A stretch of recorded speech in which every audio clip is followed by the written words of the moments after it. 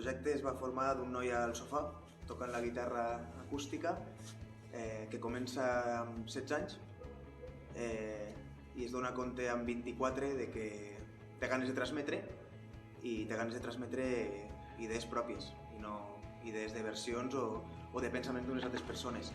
El projecte comença en un inici amb el nom de Vigo Marshall. Jo soc en Víctor González Marchal i trobo que escurçar el nom pot dir tindre la seva identitat, però em dono compte recentment de que al final probablement aquell nom va sortir de la inseguretat de no sentir-me jo o no saber si encaixaria la música i voler amagar-me sota un nom, i recentment decideixo anomenar-me Víctor González, que al final és el que em fa sentir, és el meu nom i és com em sento, no?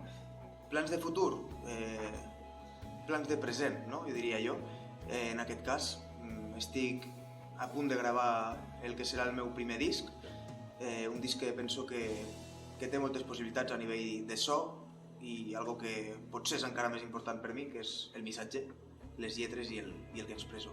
Això és el que ara mateix tinc al cap, és lo immediat i el futur me'l penso a molt curt plaç.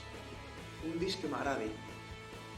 Soc molt fan del pop-rock espanyol i penso que un disc recent, sortit del forn, que per mi és espectacular, és Cuando te muerdes el labio, de Leiva.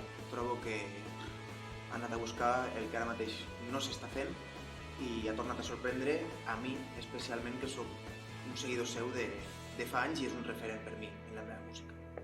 Un lloc on tocar? El Wizzing de Madrid, el Wizzing Center.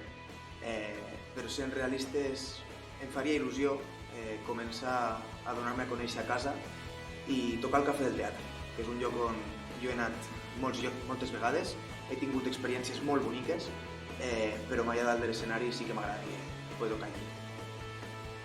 Un grup de Lleida, doncs ho tinc molt clar. M'agrada molt com toca el Joven. Trobo que té personalitat, té estil, té qualitat, té nivell i que serà un projecte que pot arribar molt lluny per moltíssimes coses.